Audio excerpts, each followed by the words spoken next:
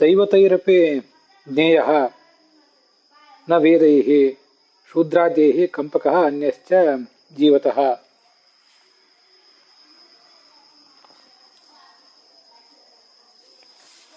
ಅಣುಭಾಷ್ಯದ ವ್ಯಾಖ್ಯಾನ ರೂಪವಾದ ತತ್ವಮಂಜರಿಯಲ್ಲಿ ನಾವೀಗ ನೋಡ್ತಿರೋದು 137ನೇ ಗದ್ಯ ಭಾಗ.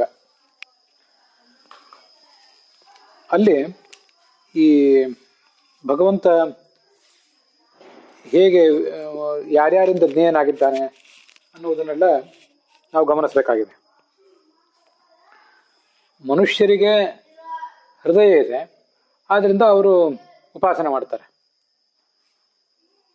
ಪ್ರಾಣಿಗಳಿಗೆ ಹೃದಯ ಇಲ್ಲದೆ ಹೋದರೂ ಕೂಡ ಅವರು ಉಪಾಸನೆ ಮಾಡುವವರೇ ಅಲ್ಲ. ಆದ್ದರಿಂದ ಆ ಹೃದಯದಲ್ಲಿ ಪರಮಾತ್ಮ ಆ ಹೃದಯದ ರೂಪದಿಂದಲೇ ಇದ್ದಾನೆ ಅಂತ ಯಾರು ವರ್ಣನೆ ಮಾಡಬೇಕಾದ ಅಗತ್ಯ ಇಲ್ಲ ಅನ್ನುವುದನ್ನೆಲ್ಲ ಈ ಹಿಂದೆ ನೋಡಿದ್ವಿ.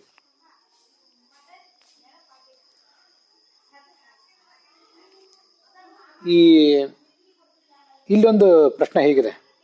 ಇಲ್ಲಿ ದೈವತೈರಪಿ ಜ್ಞೇಯ ಅಂತ ಬಂತಲ್ಲ, ದೇವತೆಗಳು ಕೂಡ ಅವನನ್ನು ತಿಳಿಯಲೇಬೇಕು ಅಂತ ಅನ್ನೋದು ಶಾಸ್ತ್ರದಲ್ಲಿ ಬಂದಿದೆ. ಈಗ ಆ ದೈವತೆಗಳು ಕೂಡ ತಿಳಿಯಲೇಬೇಕು ಅಂತನ್ನುವಂಥ ಈ ಆಲೋಚನೆ, ಈ ಒಂದು ಪ್ರತಿಪಾದನೆ ಇದೆ, ಶಾಸ್ತ್ರದ ಪ್ರತಿಪಾದನೆ, ಇದು ಯಾವುದೇ ನಾಮವನ್ನ ಪ್ರತಿಪಾದನೆ ಮಾಡ್ತಾ ಇಲ್ಲ ಅನ್ನುವುದನ್ನು ಮೊದಲು ಗಮನಕ್ಕೆ ತಗೊಳ್ಬೇಕು. ಸಾಕ್ಷಾತ್ತಾಗಿ ನಾಮವನ್ನಾಗಲಿ ಲಿಂಗವನ್ನಾಗಲಿ ಭಗವಂತನಲ್ಲಿ ಇದು ಸಮರ್ಥನೆ ಮಾಡ್ತಾ ಇಲ್ಲ.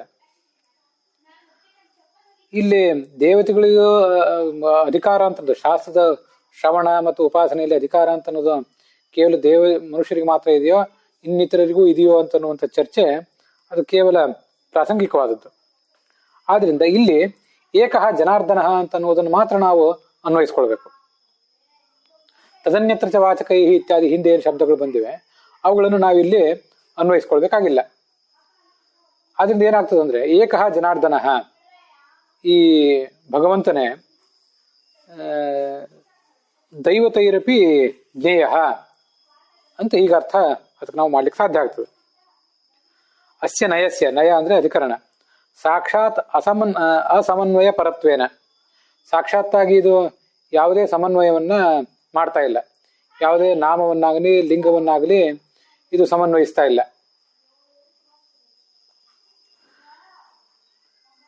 ಪ್ರಾಸಂಗಿಕತ್ವಾತ್, ಪ್ರಸಂಗದಿಂದ ಏನೊಂದು ವಿಷಯ ಇಲ್ಲಿ ಪ್ರಾಪ್ತ ಆಗಿದೆ ಆ ಒಂದು ವಿಷಯವನ್ನೇ ಇದು ವರ್ಣನೆ ಮಾಡ್ತಾ ಇದೆ. ದೇವತೆಗಳಿಗೆ ಅಧಿಕಾರ ಇದೆಯಲ್ಲೋ ಅಂತ ಇಷ್ಟು ಪ್ರಶ್ನೆ ಬಂದಿತ್ತು.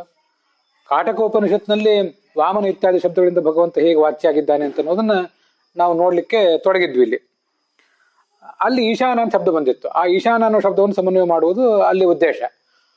ಅಲ್ಲೇ ಪ್ರಾಸಂಗಿಕವಾಗಿ ಯಾರ್ಯಾರಿಂದ ಭಗವಂತ ಜ್ಞೇಯ ಅಂತ ಅನ್ನೋದನ್ನ ನಾವು ನೋಡ್ಬೇಕಾಗಿತ್ತು. ಆ ನೋಡುವ ಪ್ರಸಂಗದಲ್ಲೇನೆ ದೇವತೆಗಳಿಂದಲೂ ಕೂಡ ಅವನು ಜ್ಞೇಯ ಅಂತ ಅನ್ನೋದನ್ನ ಪ್ರತಿಪಾದಿಸಿದ್ರು ಅಷ್ಟೇ. ಆದ್ರಿಂದ ಇಲ್ಲಿ ಏಕಃ ಜನಾರ್ದನ, ಒಬ್ಬನೇ ಭಗವಂತನು ದೈವತೈರಪಿ ಜ್ಞೇಯ, ಅವನು ದೇವತೆಗಳಿಂದಲೂ ಕೂಡ ಜ್ಞೇಯನಾಗಿದ್ದಾನೆ. ಇಷ್ಟನ್ನು ಮಾತ್ರ ನಾವು ಅರ್ಥ ಮಾಡ್ಕೊಳ್ಬೇಕು. ತದನ್ಯತ್ರ ಚ ವಾಚಕೈ ಇತ್ಯಾದಿ ಶಬ್ದಗಳನ್ನು ನಾವಿಲ್ಲಿ ಅನ್ವಯ ಮಾಡ್ಕೋಬೇಕಾಗಿಲ್ಲ. ಜನಾರ್ದನ ಇತ್ಯೇವ ಅನ್ವೇತಿ, ಏಕಃ ಜನಾರ್ದನ ಅನ್ನೋದನ್ನು ಮಾತ್ರ ಇಲ್ಲಿ ಅನ್ವಯ ಮಾಡಬೇಕೇ ಹೊರತು ತದನ್ಯತ್ರ ಚ ವಾಚಕೈ ಇತ್ಯಾದಿಗಳನ್ನು ನಾವಿಲ್ಲಿ ಅನ್ವಯ ಮಾಡಬೇಕಿಲ್ಲ. ಏವಂ ಅಗ್ರೇಪಿ, ಮುಂದೂ ಕೂಡ ಇಲ್ಲೇನು ಕೆಲವು ವಿಷಯಗಳನ್ನು ಆಚಾರ್ಯ ಹೇಳುವರಿದ್ದಾರೆ, ಆ ಎಲ್ಲಾ ಪ್ರಸಂಗಗಳಲ್ಲಿ ಹಾಗೆ ಮಾಡಬೇಕು. ಯಾವುದನ್ನ ಅಲ್ಲಿ ಅನ್ವಯ ಮಾಡ್ಲಿಕ್ಕೆ ಸಾಧ್ಯವೋ ಅಷ್ಟನ್ನು ಮಾತ್ರ ಅನ್ವಯ ಮಾಡ್ಕೋಬೇಕು, ಅಧ್ಯಾಹಾರ್ಥ ಮಾಡ್ಕೋಬೇಕು.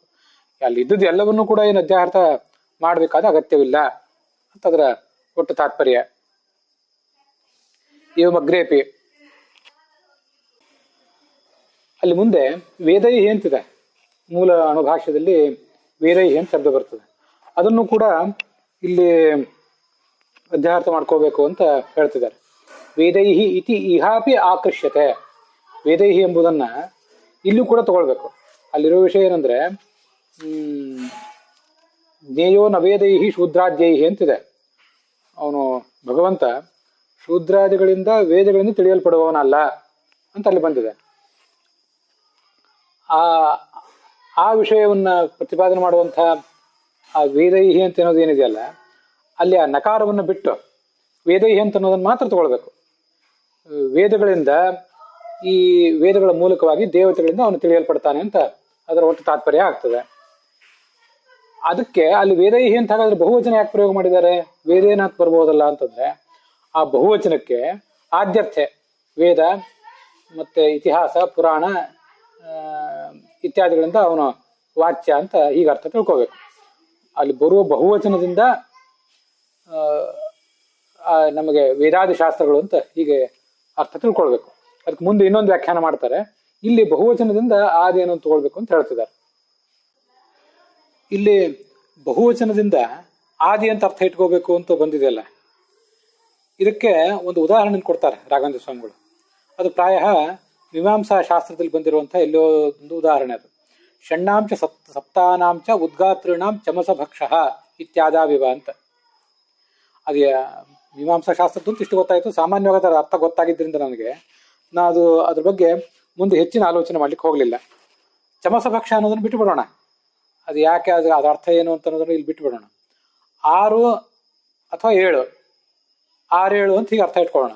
6-7 ಉದ್ಗಾತೃಗಳಿಗೆ ಅಥವಾ ಉದ್ಗಾತೃಗಳ ಅಂತ ಅಲ್ಲಿ ಶಬ್ದ. ಅದು ಉದ್ಗಾತೃಗಳ ಅಂತ ಏನಿದೆ ಅಲ್ಲಿ ಬಹುವಚನ. ಆ ಬಹುವಚನಕ್ಕೆ ಏನು ಅರ್ಥ ಅಂತ ಪ್ರಶ್ನೆ ಬರ್ತದೆ. ಯಾಕೆಂದ್ರೆ ವೇದದಲ್ಲಿ ಈ ಯಜ್ಞ ಮಾಡುವಾಗ ಹೋತ ಅಂತ ಒಬ್ಬ ಋಗ್ವೇದದ ಪುರೋಹಿತ, ಆಮೇಲೆ ಅಧ್ವರ್ಯು ಅಂತ ಯಜುರ್ವೇದದ ಪುರೋಹಿತ, ಉದ್ಗಾತ ಅಂತ ಸಾಮವೇದದ ಪುರೋಹಿತ, ಮತ್ತೆ ಬ್ರಹ್ಮ ಅಂತ ಹೇಳಿ ಅಥರ್ವವೇದದ ಪುರೋಹಿತ, ಒಟ್ಟಾರೆ ಇವರೆಲ್ಲರ ಮೇಲೆ ಆತ ಅಧೀಕ್ಷಕನಾಗಿರ್ತಾನೆ.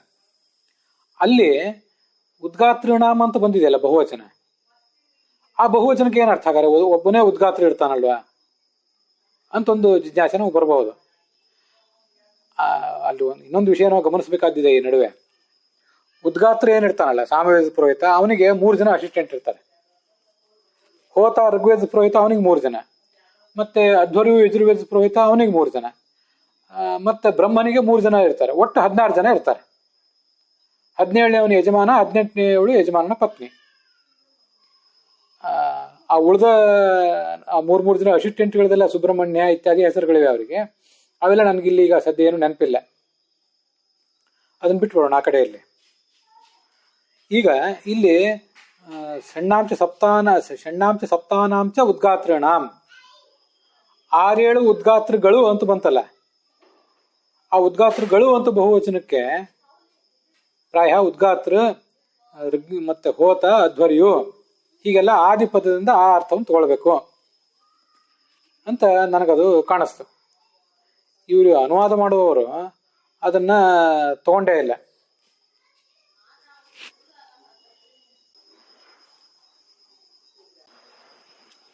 ಆದ್ರಿಂದ ಉದ್ಗಾತೃಣಾಮ್ ಅಂತಲೇ ಬಹುವಚನ ಇದೆ, ಅದಕ್ಕೆ ಹೋತ ಅಧ್ವರ್ಯು ಉದ್ಗಾತೃ ಮತ್ತೆ ಬ್ರಹ್ಮ ಅಂತ ಹೀಗೆ 4 ಜನ ಪುರೋಹಿತರ ಬಗ್ಗೆನೂ ಅರ್ಥ ತಿಳ್ಕೋಬೇಕು ಅಂತ ನನಗೆ ಕಾಣಿಸಿದೆ.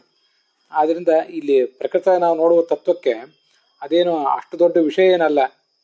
ಅಲ್ಲಿ ಮೀಮಾಂಸಾದಲ್ಲಿ ಬಂದಿರುವಂತಹ ಅದ್ಯಾವುದೋ ವಿಷಯವನ್ನ ಬಹಳ ಆಳವಾಗಿ ತಿಳ್ಕೊಳ್ಬೇಕಾದ ಅಗತ್ಯ ಏನಿಲ್ಲ. ಆದ್ರಿಂದ ನಾನು ಅದನ್ನೀಗ ಬಿಟ್ಟಿದ್ದೇನೆ. ಇದು ವ್ಯವಹಾರದಲ್ಲೂ ಕೂಡ ಹೀಗೆ ಕಂಡು ಬರ್ತದೆ. ವ್ಯವಹಾರದಲ್ಲೂ ಕೂಡ ಈ ತರ ಪ್ರಯೋಗ ಮಾಡೇ ಮಾಡ್ತಾರೆ. ಕೆಲವು ಕಡೆ ವೇದದಲ್ಲೂ ಕೂಡ ವಸಿಷ್ಠಾಹ ಅಂದ್ರೆ ವಸಿಷ್ಠ ಗೋತ್ರೋತ್ಪನ್ನರು, ವಸಿಷ್ಠ ಗೋತ್ರದಲ್ಲಿ ಹುಟ್ಟಿದ ಅವನೊಬ್ಬನೇ ತಗೊಳ್ಬಿಡಿ, ಉಳಿದವರೆಲ್ಲರೂ ತಗೊಳ್ರಿ ಅಂತ ಹೀಗೆಲ್ಲ ಅಲ್ಲಿ ಪ್ರಯೋಗ ಮಾಡಿರ್ತಾರೆ. ಮತ್ತೆ ಯಾವುದೋ ಒಬ್ಬ ವ್ಯಕ್ತಿಯ ಒಂದು ಸರ್ನೇಮನ್ನು ಹೇಳಿ ಅದಕ್ಕೆ ಬಹುವಚನ ಹೇಳ್ತಾರೆ.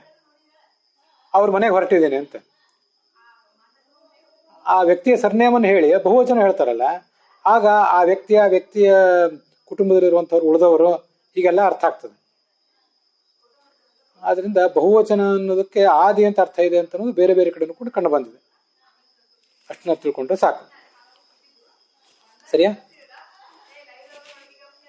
ಇನ್ನ ಈ ವೇದೈಹಿ ಅನ್ನುವ ಬಹುವಚನಕ್ಕೆ ನಾವು ವೇದಾದಿಭಿಹಿ ಅಂತ ಅರ್ಥ ಮಾಡ್ಕೊಂಡದ್ದು ಒಂದಾಯ್ತು.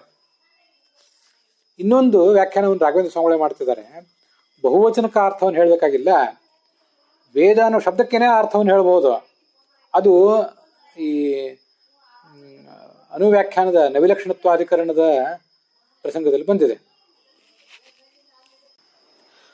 ಅನುವ್ಯಾಖ್ಯಾನ ಅಲ್ಲ, ಬ್ರಹ್ಮಸೂತ್ರ ಭಾಷ್ಯದಲ್ಲಿಯೇ ನವಿಲಕ್ಷಣತ್ವಾದಸ್ಯ ತಥಾತ್ವಂಚ ಶಬ್ದಾತ್ ಅಂತ ಹೀಗೆ ಬಂದಿದೆ. ದೃಶ್ಯತೇತು ಅಂತ ಅಲ್ಲಿ ಮುಂದೆ ಮತ್ತೊಂದು ಸೂತ್ರ. ಆ ಸೂತ್ರದ ಭಾಷ್ಯದಲ್ಲಿ ಋಗ್ಯಜುಸ್ಸಾಮಾಥರ್ವಾಖ್ಯ ಮೂಲ ರಾಮಾಯಣಂ ತಥಾ ಭಾರತಂ ಪಂಚರಾತ್ರಂ ಚ ವೇದ ಇತ್ಯೇವ ಶಬ್ದಿತಾ ಅಂತ ಬಂದಿದೆ. ಆದ್ರಿಂದ ಋಕ್ ಯಜು ಸಾಮ ಅಥರ್ವ ಅನ್ನುವಂಥ 4 ವೇದಗಳು, ಮತ್ತೆ ಮೂಲ ರಾಮಾಯಣ, ಭಾರತ, ಪಂಚರಾತ್ರ ಇವೆಲ್ಲವನ್ನು ಕೂಡ ವೇದ ಅಂತಾನೆ ಹೇಳಬೇಕು.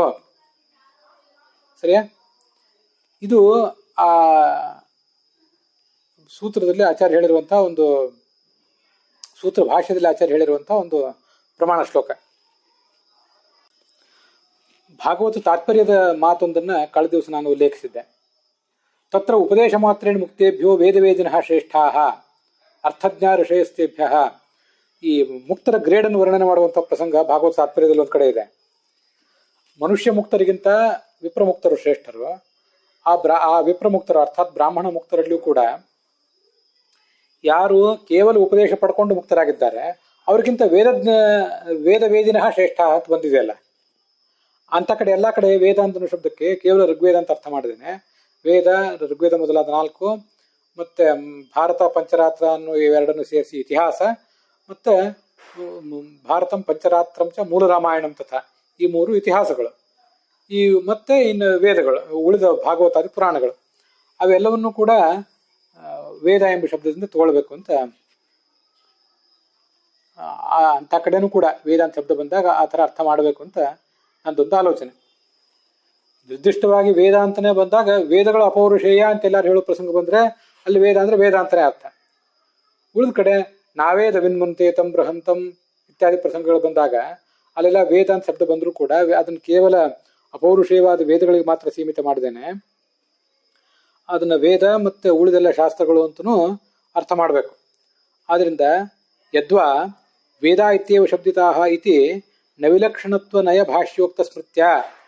ನವಿಲಕ್ಷಣತ್ವಾಧಿಕರಣದಲ್ಲಿ ಬ್ರಹ್ಮಸೂತ್ರ ಭಾಷ್ಯದಲ್ಲಿ ಏನೊಂದು ಸ್ಮೃತಿಯನ್ನು ಆಚಾರ್ಯ ಉದ್ದೇಶಿಸಿದ್ದಾರೆ.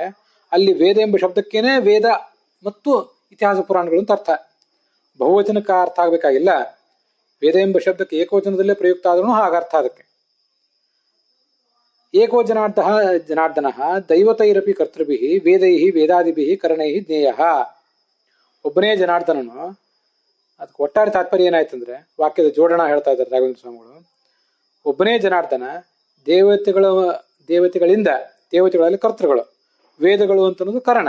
ಎರಡೂ ಕಡೆ ತೃತೀಯ ವಿಭಕ್ತಿ ಬಂದಿರೋದ್ರಿಂದ ವೇದಾದಿಭಿ ಅಂತ ಕರ್ಣ ಏನಿದೆ ಅಲ್ಲಿ ಆ ಕರ್ಣಕ್ಕೆ ಅಲ್ಲಿ ತೃತೀಯ ವಿಭಕ್ತಿಗೆ ಕರ್ಣ ಅಂತ ಅರ್ಥ. ದೈವತೈರಪಿ ಅಂತ ಏನಿದೆ ಅಲ್ಲಿ ಕರ್ತೃ ಅಂತ ಅರ್ಥ. ವೇದಾದಿಭಿ ಕರ್ಣೈ ಜ್ಞೇಯ ನ ಕೇವಲ ಮನುಷ್ಯೈ. ಮನುಷ್ಯರಿಂದ ಮಾತ್ರ ಅವನು ತಿಳಿಯಲ್ಪಡುವಂಥವನಲ್ಲ, ಅವನು ದೇವಾದಿಗಳಿಂದಲೂ ಕೂಡ ತಿಳಿಯಲ್ಪಡುವಂಥವನು ಅಂತ ಒಟ್ಟದರ ತಾತ್ಪರ್ಯ ಆಗ್ತದೆ. ಜ್ಞೇಯೋ ಪ್ರೇರಕೋ ದೈವತೈರಪಿ. ದೈ ಅಂತ ಐಕಾರವನ್ನು ಹೇಳಬೇಕು. ದೈವತೈರಪಿ ಜ್ಞೇಯ ಅಂತ. ಅಲ್ಲಿ ದೇವತಾ ಮತ್ತು ದೈವತ ಅಂತ 2 ಶಬ್ದಗಳಿವೆ. ದೇವತಾ ಅಂತ ಶಬ್ದ ಪ್ರಯೋಗ ಮಾಡಿದರೆ ಅದು ಸ್ತ್ರೀಲಿಂಗ ಆಗ್ತದೆ. ಆವಾಗ ದೇವತಾಭಿಹಿ ಅಂತ ಹೇಳ್ಬೇಕಾಗ್ತದೆ. ಅಲ್ಲಿ ಐಕಾರ ಇಲ್ಲ, ಕೇವಲ ಏಕಾರ ಇದೆ. ಮತ್ತೆ ಆ ಸ್ತ್ರೀಲಿಂಗದಲ್ಲಿರುವಂತಹ ದೇವತಾ ಅನ್ನೋ ಶಬ್ದಕ್ಕೂ ಕೂಡ ಸ್ತ್ರೀ ದೇವತೆಗಳಾದಂತಹ ಗಂಗೆ, ಯಮುನೆಯರು, ಲಕ್ಷ್ಮೀ, ಸರಸ್ವತಿಯರು ಮಾತ್ರ ಅಂತ ಅರ್ಥ ಅಲ್ಲ. ಅದಕ್ಕೆ ಅಲ್ಲೂ ಕೂಡ ಈ ಎಲ್ಲಾ ದೇವತೆಗಳು ಅಂತನೂ ಅರ್ಥ ಹಾಗೆ ಆಗ್ತದೆ. ಹಾಗಾಗಿ ದೇವತಾ ಅಂತ ಸ್ತ್ರೀಲಿಂಗದಲ್ಲಿ ಪ್ರಯೋಗ ಮಾಡಿದ್ರು ಪುರುಷ ದೇವತೆಗಳನ್ನ ಅದು ಹೇಳ್ತದೆ. ಆದ್ರೆ ಇಲ್ಲಿರುವ ಶಬ್ದ ದೈವತೈರಪಿ, ಇದು ಅಕಾರಾಂತವಾದ ನಪುಂಸಕಲಿಂಗ ಶಬ್ದ. ದೈವತ ಅಂತ, ದೈವತ ಅಂದ್ರೂ ಕೂಡ ದೇವತೆಗಳು ಅಂತಾನೆ ಅರ್ಥ. ಇದೇ ದೈವತ ಅನ್ನೋ ಶಬ್ದವನ್ನೇ ಕೆಲವು ಬಾಡಿ ಪರದೈವತ, ಪರದೈವ ಹೀಗೆಲ್ಲ ಪ್ರಯೋಗ ಮಾಡ್ತಾರೆ. ದೈವ, ದೈವತ ಇವೆಲ್ಲವೂ ಕೂಡ ನಪುಂಸಕಲಿಂಗ ಶಬ್ದಗಳು. ದೇವ ಅಂತ ಪದ ಪ್ರಯೋಗ ಮಾಡಿದರೆ ಅದು ಪುಲ್ಲಿಂಗ, ದೇವತಾ ಅಂತ ಪ್ರಯೋಗ ಮಾಡಿದರೆ ಅದು ಸ್ತ್ರೀಲಿಂಗ. ದೈ ಅಂತ ಐಕಾರವಿಲ್ಲದೆ ಕೇವಲ ದೇವತೈರಪಿ ಅಂತ ಶಬ್ದವೇ ಇಲ್ಲ. ದೇವತಾ ಅಂತ ಸ್ತ್ರೀಲಿಂಗ ಶಬ್ದ ಪ್ರಯೋಗ ಮಾಡಿದ್ರೆ ದೇವತಾಭಿಹಿ ಅಂತ ಪ್ರಯೋಗ ಮಾಡ್ಬೇಕಾಗ್ತದೆ.